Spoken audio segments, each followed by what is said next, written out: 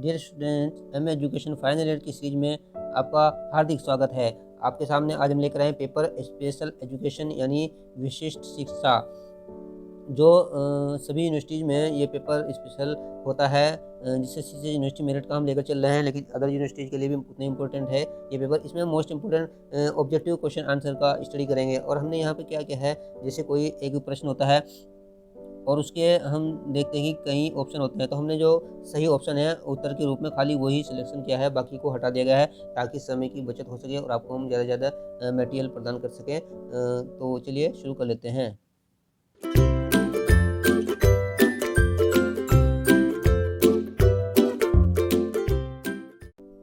प्रश्न 1, विशिष्ट शिक्षा यानी स्पेशल एजुकेशन से क्या आशय है, यानी क्या मतलब होता है। तो यहाँ पर देख लीजिए, विशिष्ट बालकों के लिए की जाने वाली शैक्षिक व्यवस्था यानी ऐसी एजुकेशन, ऐसी शिक्षा जो विशिष्ट बालकों के लिए की जाती है, तो वह स्पेशल एजुकेशन या विशिष्ट शिक्षा यहाँ पर कहलाती है। विशिष्ट बालक कौन होते हैं? आप जानते हैं कि जो एक सामान्य लेवल का जो स्टूडेंट होता है उससे जो ऊपर का लेवल होगा और जो उससे नीचे का लेवल होगा। मिसाल के तौर पे अगर हम फॉर एग्जांपल 10th क्लास में अगर कोई बच्चा है और उसके 70% से अबव मार्क्स आ जाते हैं, 80% 90%, तो वो विशिष्ट बालक हो जाएगा। और अगर उसके 30% ही रह जाते हैं या 40 से भी नीचे रहते हैं, तो ये इस तरह के बालक भी विशिष्ट बालक में आएंगे। यानी जो नॉर्मल जो जनरल स्टूडेंट होते हैं सामान्य, उनसे ये थोड़ा हट के होते हैं। इसी तरह प्रश्न नंबर 2, विशिष्ट बालक माना जाता है। देखिए, विशिष्ट बालक क्या होता है कि सामान्य से कम या अधिक योग्यता वाले बच्चे, यदि उनकी योग्यता बहुत कम होती है या सामान्य से बहुत अधिक होती है। आपने क्लास में देखा होगा कि कुछ बच्चों के बहुत कम मार्क्स आते हैं, वो असफल हो जाते हैं, फेल भी हो जाते हैं, और कुछ बच्चों के बहुत ही अच्छे मार्क्स आते हैं, 90+ में मार्क्स आ जाते हैं। तो ये इस प्रकार के जो बालक हैं यहाँ पर, इनको भी विशिष्ट बालक यहाँ पर कहा जा सकता है। प्रश्न 3, जब हम किसी को विशिष्ट कहकर वर्णित करते हैं, हम व्यक्ति को औसत या सामान्य लोगों, जिन्हें हम एक या इससे अधिक लक्षणों के संबंध में जानते हैं, से अलग रखते हैं। विशिष्ट बालक की ये परिभाषा दी है, ये परिभाषा दी है सचवार्थ ने। यानी इस तरह के बालक होते हैं जो जनरल सामान्य से या औसत से या तो कम होते हैं या अधिक होते हैं। तो इस तरह के बालक जो होते हैं वो यहाँ पर हम रखते हैं इसी ग्रुप में। नाउ प्रश्न नंबर 4, विशिष्ट प्रकार या विशिष्ट शब्द। विशिष्ट प्रकार या विशिष्ट शब्द किसी ऐसे लक्षण या उस लक्षण को रखने वाले व्यक्ति पर लागू किया जाता है जबकि लक्षण को सामान्य रूप में रखने से व्यक्ति की सीमा इतनी अधिक होती है कि उसके कारण व्यक्ति या बालक अपने साथियों का विशिष्ट ध्यान प्राप्त करता है और इससे उसकी व्यवहार की अनुक्रियाएं और क्रियाएं प्रभावित होती हैं। यानी अनुक्रियाएं और क्रियाएं प्रभावित होती हैं। विशिष्ट बालक की व्यवस्थित परिभाषा दी है। तो ये परिभाषा दी है करो तथा करो ने। यानी देखिए यहाँ पर विशिष्ट बालक है, क्योंकि जो विशिष्ट बालक होते हैं उनकी तरफ सभी का ध्यान होता है। अगर देखते हैं कुछ बच्चे क्लास में पढ़ाई में बहुत अच्छे हैं तो सभी टीचर का ध्यान उनके ऊपर रहता है, और कोई बहुत ही डल होता है, मूर्ख टाइप का, यानी बहुत कम मार्क्स आते हैं, तो ऐसे बच्चों को भी, जिनका IQ कम होता है, उनको भी बहुत ध्यान उनके ऊपर टीचर का रहता है। तो इस तरह के जो बालक होंगे, यानी जो जनरल से हटकर होंगे, तो ये एक तरह से यहाँ पर विशिष्ट बालक होंगे। प्रश्न 5, बौद्धिक रूप से विशिष्ट बालक कितने प्रकार के होते हैं? तो यहाँ पर उत्तर दिए गए हैं 4 प्रकार के होते हैं। प्रश्न 6, बौद्धिक रूप से विशिष्ट बालक के 4 प्रकार हैं। वो 4 प्रकार जो बताए गए वो कौन कौन से, देखिए यहाँ पर फर्स्ट प्रकार है मानसिक रूप से पिछड़ा, दूसरा यहाँ पर प्रकार है शैक्षिक रूप से पिछड़ा, तीसरा प्रतिभावान, और चौथा सृजनात्मक। प्रश्न 7, विशिष्ट शिक्षा के मुख्य उद्देश्य हैं। तो यहाँ पर जितने भी उद्देश्य ऑप्शन में थे सही, वो सब यहाँ पर दिए गए हैं। देखिए, फर्स्ट, बाधित बच्चों की विशेष आवश्यकताओं को ज्ञात करना, दूसरा उनकी समस्याओं की जानकारी प्राप्त करना तथा उनके समाधान के उपाय खोजना, तीसरा बाधित बच्चों के सर्वोत्तम पुनर्वासन की व्यवस्था करना। प्रश्न 8, विशिष्ट शिक्षा के प्रमुख सिद्धांत। जितने भी सिद्धांत हैं, सही उत्तर के ऑप्शन जो सही ऑप्शन में है वो सारे यहाँ पर देख लेते हैं। पहले यहाँ पर है वातावरण का नियंत्रित होना, दूसरा विशिष्ट प्रक्रिया को अपनाना, तीसरा वैयक्तिक शिक्षा कार्यक्रम को अपनाना, चौथा व्यक्तिगत भिन्नता को ध्यान में रखना, और पांचवा माता पिता के सहयोग को प्राप्त करना। प्रश्न 9, विशिष्ट बालकों की शिक्षा की प्रक्रिया के मुख्य चरण एवं महत्वपूर्ण बातें हैं। यहाँ पर सभी बातें सही हैं, वो देख लेते कौन कौन सी हैं। 1, विशिष्ट बालकों की सही पहचान करना तथा उनका समुचित आकलन करना, दूसरा शिक्षण में व्यक्तिगत भेदों पर अधिक बल देना, तीसरा विशिष्ट शिक्षण संस्थाओं की व्यवस्था करना, चौथा समन्वित शिक्षा को लागू करना, 5वां विशिष्ट अधिगम पर बल देना। 6वां भत्तों का प्रावधान करना। 7वां विशिष्ट शिक्षकों की व्यवस्था करना तथा 8वां विशिष्ट शिक्षा के लिए आवश्यक अतिरिक्त साधनों एवं उपकरणों की व्यवस्था करना। तो मेन बातें हैं, मुख्य हैं और मुख्य चरण हैं जो विशिष्ट बालकों के लिए हमें यहाँ पर व्यवस्था करनी पड़ती है। प्रश्न 10, हम उस बालक को पिछड़ा बालक कहते हैं जो सामान्य से भिन्न स्तर का बालक है या निम्न स्तर का बालक है। प्रश्न 11, पिछड़े बालक की मुख्य पहचान। पिछड़ा हुआ बालक वह है जो शिक्षा सत्र के बीच में अपनी आयु स्तर की कक्षा से एक दर्जे नीचे का कार्य ना कर सके। ये पहचान दी है सिरिल बर्ट ने। मिसाल के तौर पर कोई बच्चा 5th क्लास में है, अभी प्रेजेंट में कोई 5th क्लास में है, लेकिन उसको कहा जाता है कि आप 4th क्लास का वर्क करें या 4th क्लास के कोई क्वेश्चन लगाएं, तो वो ये भी नहीं लगा पाता। तो इसका मतलब वो पिछड़ा हुआ बालक है, पिछड़ा हुआ स्टूडेंट है। प्रश्न 12, पिछड़े बालकों के मुख्य प्रकार हैं। कितने प्रकार के होते हैं यहाँ पर देख लो। शारीरिक रूप से पिछड़े बालक हो सकते हैं बॉडी के लिहाज से, और मानसिक रूप से पिछड़े बालक, शिक्षा के क्षेत्र में पिछड़े बालक, और भावनात्मक रूप से पिछड़े बालक। प्रश्न 13, बालकों में पिछड़ेपन के लिए जिम्मेदार मुख्य कारण हैं। यानी बालकों में जो पिछड़ापन है वो कौन कौन सी बातें हैं जो इसके लिए जिम्मेदार हैं। देख लीजिए यहाँ पर शरीर संबंधी कारण, कुछ बॉडी से रिलेटेड कारण होते हैं, और मानसिक दोष, शैक्षिक रूप से पिछड़ जाना, संवेगात्मक कारण, वातावरण का दूषित होना और विद्यालय का प्रतिकूल वातावरण, ये सभी यहाँ पर कारण हो सकते हैं। प्रश्न 14, यदि कोई बालक शारीरिक द्वेष के कारण पिछड़ गया है तो उसे सामान्य स्तर पर लाने के लिए जहां एक और उसके शारीरिक दोष को समाप्त किया जाना चाहिए, वहीं दूसरी ओर कक्षा में उसे आगे की सीट पर बैठाना चाहिए तथा अध्यापक द्वारा उसका विशेष ध्यान रखा जाना चाहिए। प्रश्न 15, कुछ बालकों के पिछड़ेपन का मुख्य कारण आर्थिक होता है। ऐसे बालकों को सामान्य स्तर पर लाने के लिए उन्हें सुविधा प्रदान करनी चाहिए। ठीक है, पैसे की कमी की वजह से भी कुछ बच्चे धन की कमी की वजह से नहीं पढ़ पाते, तो इस पिछड़ेपन को कैसे दूर कर सकते हैं देख लीजिए। इन बालकों की फीस माफ़ कर देना चाहिए। ऐसे बालकों की फीस माफ़ करके इनको मुख्य धारा में लाया जा सकता है। दूसरा, किसी अन्य कोष से यदि संभव हो सके तो कुछ अतिरिक्त सहायता भी करनी चाहिए। कुछ अतिरिक्त हम उनकी सहायता भी कर सकते हैं पैसे से या सामान देकर। प्रश्न तीसरा पॉइंट यहाँ पर है, शिक्षा के प्रति प्रेरित करना चाहिए। हमें उनको मोटिवेट भी करना चाहिए पढ़ाई लिखाई के बारे में कि आप बहुत अच्छे बच्चे हो और आप ये सब कर सकते हो, तो वो मोटिवेट होंगे और आगे बढ़ सकते हैं।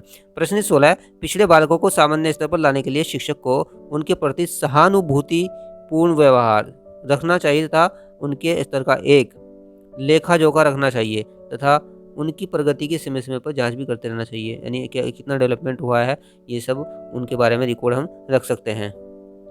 प्रश्न 17 है, वे बालक जो किसी शारीरिक या मानसिक रोग के कारण मंद होते हैं और अपनी आयु वर्ग के बालकों के समान कोई भी कार्य करने में असमर्थ होते हैं कहलाते हैं। तो यहाँ पर उत्तर होगा मंद बुद्धि बालक। ऐसे बालक मंद बुद्धि बालक कहलाते हैं। प्रश्न 18, मंद बुद्धि बालकों की बुद्धि लब्धि यानी इंटेलिजेंट क्वेश्चन है, IQ कितना होता है। तो जो मंद बुद्धि होते हैं उनका 70 या उससे भी कम होता है। प्रश्न 19, मंद बुद्धि बालकों के मुख्य प्रकार या वर्ग हैं। यानी जो मंद बुद्धि बालक तो कितने प्रकार के होते हैं, देखिए यहाँ पे 4 प्रकार दिए गए हैं। मूर्ख बालक, अल्प बुद्धि बालक, असहाय बालक और सीमांत बालक। प्रश्न 20, मूर्ख बालक की बुद्धि लब्धि होती है यानी IQ होता है 20 से 25। प्रश्न 21, अल्प बुद्धि बालक की बुद्धि लब्धि होती है 26 से 50। प्रश्न 22, असहाय बालक की बुद्धि लब्धि होती है 51 से 70। प्रश्न 23, सीमांत बालक की बुद्धि लब्धि होती है 71 से 80। प्रश्न 24, मूर्ख बालक की पहचान है। यानी अभी हमने IQ देखा है, लेकिन हम पहचान जनरली कैसे कर सकते हैं कि कौन कैसा बालक है। तो मूर्ख बालक की पहचान यहाँ पर दी गई, ये जीवन पर्यंत कुछ भी नहीं सीख पाते, यानी लाइफ टाइम ये कोशिश भी करते हैं बेचारे नहीं ये सीख पाते हैं, तो मूर्ख बालक ऐसे कहलाते हैं। प्रश्न 25, अल्प बुद्धि बालक की पहचान है। जो अल्प बुद्धि बालक होगा ये पढ़ लिख नहीं सकते तथा सामान्य रूप से स्वतंत्रतापूर्वक जीवन यापन भी नहीं कर सकते।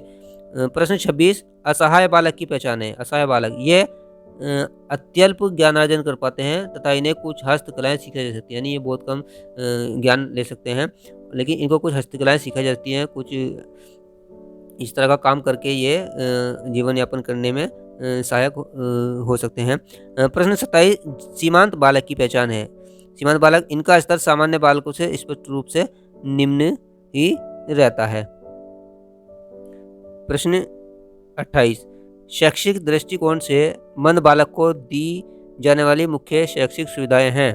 ये सुविधाएं दी जा सकती हैं। व्यक्तिगत शिक्षण की सुविधा करके सीखने की विधि द्वारा शिक्षण, योग्यता के अनुकूल पाठ्यक्रम का निर्धारण, बालक की अधिगम तत्परता का ध्यान रखना, बालक को पुनरावृत्ति अभ्यास के लिए प्रेरित करना, मोटिवेट करना, कम कालांश के लिए शिक्षण अर्थात कम अवधि के लिए कोई विषय पढ़ाना। तो ये कुछ सुविधाएं हैं जो इस तरह के बालकों को दी जा सकती हैं। प्रश्न 29, मानसिक रूप से मंद बालकों की शिक्षा व्यवस्था इस प्रकार होनी चाहिए। कैसे होनी चाहिए वो देख लेते हैं। विशिष्ट विद्यालयों की स्थापना, यानी हम स्पेशल स्कूल स्थापित करके इनकी जरूरत को पूरा कर सकते हैं। विशिष्ट कक्षाओं का गठन, योग्य एवं प्रशिक्षित शिक्षकों की नियुक्ति करके, अलग से पाठ्यक्रम का निर्धारण करके, विशिष्ट शिक्षण विधियों को अपना कर और हस्तकला की शिक्षा को प्राथमिकता देकर। तो इस तरह से हम ये इनकी व्यवस्था, शिक्षा की व्यवस्था कर सकते हैं।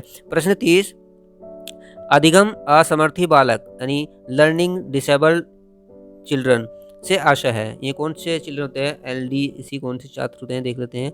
जो बालक सामान्य बातों को सामान्य विधियों द्वारा नहीं सीख पाते, सामान्य बातों को सामान्य विधियों द्वारा नहीं सीख पाते, यह सीखने में पर्याप्त कठिनाई अनुभव करते हैं।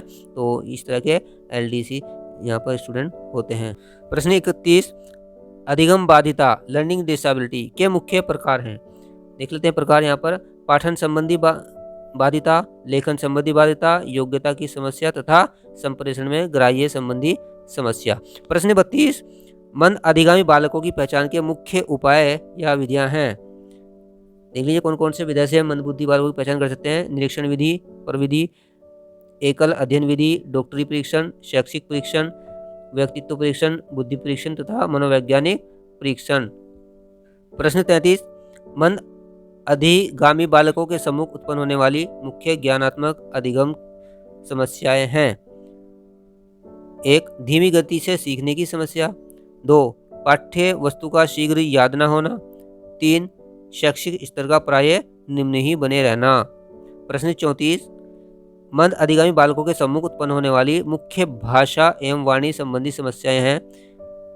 पहली यहाँ पर देख लीजिए, शाब्दिक अभिव्यक्ति में कठिनाई होना, मौखिक अधिगम में कठिनाई होना, सामान्य शब्दों का उच्चारण सही न कर सकना तथा विचारों की सही अभिव्यक्ति न कर पाना। प्रश्न 35, मंद अधिगामी बालकों के सम्मुख उत्पन्न होने वाली मुख्य सामाजिक एवं संवेगात्मक समस्याएं। 1, बालक अपने समूह या कक्षा में अधिक समय तक नहीं रह पाते हैं, यानी बेचैन होने लगते हैं, थकान या बेचैनी अनुभव करने लगते हैं। 3, मित्र नहीं बना पाते। 4, आत्मविश्वास की कमी बनी रहती है।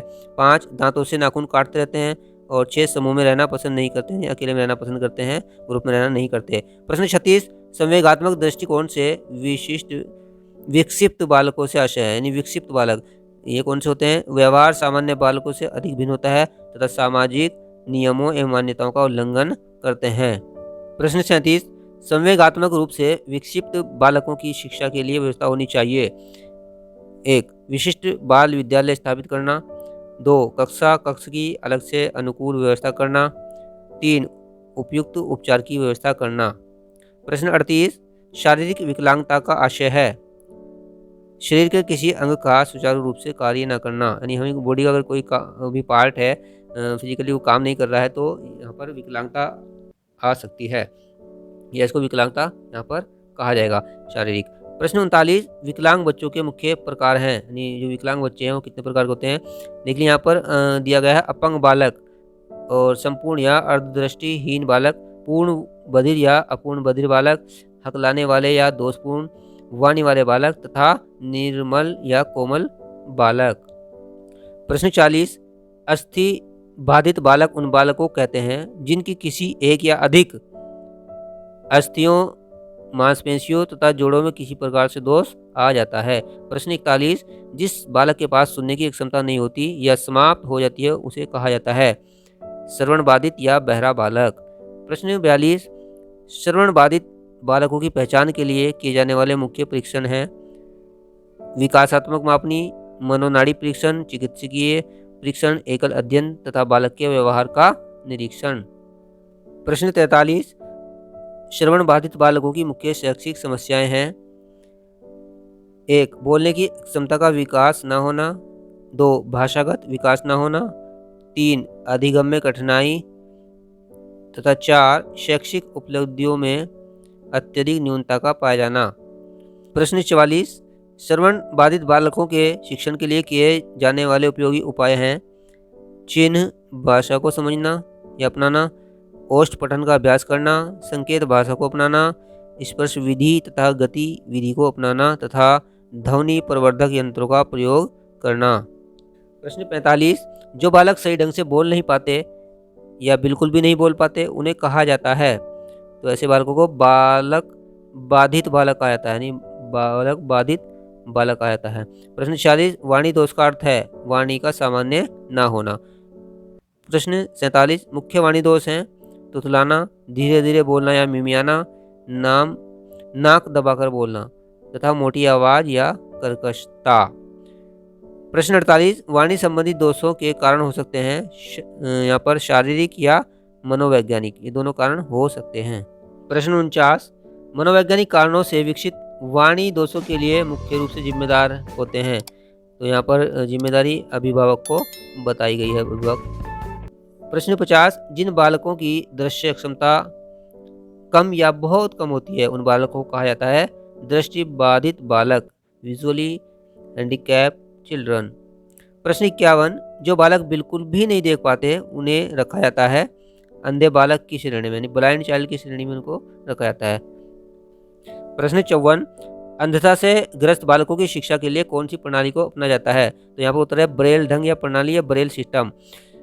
प्रश्न 55 दृष्टिबाधित बालकों की शिक्षा में किन बातों को ध्यान में रखना आवश्यक होता है? तो यहाँ पर देख लीजिए अगली सीटों पर बैठाना, 2 कमरे में प्रकाश की समुचित व्यवस्था होना, 3 शिक्षण सहायक सामग्री का प्रयोग करना तथा 4 ब्लैक बोर्ड पर बड़े अक्षरों में लिखना। प्रश्न 56 प्रतिभा संपन्न बालक की बुद्धि लब्धि होती है? तो ये 120 से अधिक होती है, इनका IQ 120 से अधिक होता है तो उनको प्रतिभा संपन्न जीनियस स्टूडेंट यहाँ पर कहा जाता है। प्रश्न 57 प्रतिभा संपन्न बालकों की पहचान के लिए कुछ परीक्षण करने आवश्यक होते हैं, इस प्रकार के मुख्य परीक्षण हैं। देखिए कौन कौन से परीक्षण हम कर सकते हैं। बुद्धि परीक्षण, विशेष योग्यता परीक्षण, वैयक्तिक वार्षिक बुद्धि परीक्षण, उपलब्धि परीक्षण, पिछली कक्षा में प्राप्त अंक या अध्यापक के मत, यानी अध्यापक से पूछकर अध्यापक जानते हैं कि क्लास में बच्चे का स्टैंडर्ड क्या रहता है। प्रश्न 58 कक्षा प्रबंधन यानी क्लासरूम मैनेजमेंट से क्या आशय है, क्या मतलब है? तो यहाँ देख लीजिए शिक्षक या अध्यापक तथा छात्रों के आपसी संबंधों के माध्यम से अधिगम की प्रक्रिया का संपन्न होना। प्रश्न 59 कक्षा प्रबंधन के विषय में हर्बर्ट के दृष्टिकोण के कितने पद हैं? तो यहाँ पर 5 पद हैं। प्रश्न 60 हर्बर्ट के आयाम या पद इस प्रकार हैं, ये 5 भी बताए गए कौन से हैं। प्रस्तुतिकरण, दूसरा तैयारी, तीसरा तुलना, चौथा विश्लेषण एवं संश्लेषण तथा सामान्यीकरण। प्रश्न 61 कक्षा प्रबंधन के विषय में मूल्यांकन दृष्टिकोण को प्रतिपादित करने का श्रेय किसको है? तो ये BS ब्लूम को श्रेय जाता है। प्रश्न 62 मूल्यांकन दृष्टिकोण के अनुसार शिक्षण की प्रक्रिया के 3 पद माने गए हैं जो इस प्रकार हैं। नंबर 1 शिक्षा के उद्देश्य, 2 अधिगम अनुभव तथा 3 व्यवहार परिवर्तन। प्रश्न 63 कक्षा शिक्षण एवं प्रबंधन की प्रक्रिया के मुख्य निर्धारक हैं। कक्षा प्रबंधन की अवस्थाएं, शिक्षण अधिगम के उद्देश्य, अधिगम की निरंतरता या अधिगम का प्रारूप तथा शिक्षण का संगठन। प्रश्न 64 विशिष्ट शिक्षा प्रदान करने वाले शिक्षक में जिन गुणों की आवश्यकता होती है उनमें से मुख्य गुण एवं कौशल हैं।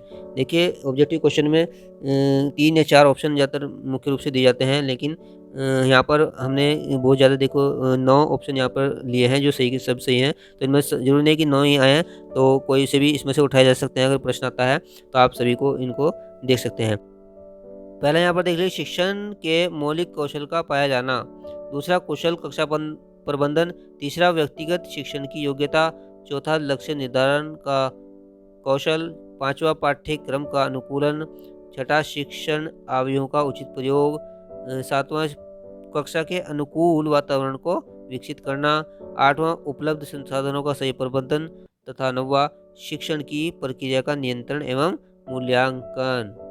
प्रश्न 65 विशिष्ट शिक्षा के अध्यापकों को प्रशिक्षित करने का उद्देश्य यह है कि वे विशिष्ट बालकों की आवश्यकता को जान सकें तथा उन्हें शिक्षित करने की विशेष प्रविधि सीख सकें। प्रश्न 66 ठाकुर हरि प्रसाद शोध एवं पुनर्वास मानसिक विकलांग संस्थान स्थित है, तो यह हैदराबाद में स्थित है। प्रश्न 67 राष्ट्रीय दृष्टि विकलांग संस्थान स्थित है, ये देहरादून में स्थित है। प्रश्न 68 अली यावर जंग राष्ट्रीय श्रवण बाधित संस्थान स्थित है, यानी अली यावर जंग national institute for the hearing handicapped स्थित है, तो ये मुंबई में स्थित है। प्रश्न 69 राष्ट्रीय अस्थि बाधित संस्थान स्थित है, ये कोलकाता में स्थित है। प्रश्न 70 राष्ट्रीय पुनर्वास प्रशिक्षण एवं शोध संस्थान स्थित है, तो यह ओलटूर कटक में स्थित है। Dear student,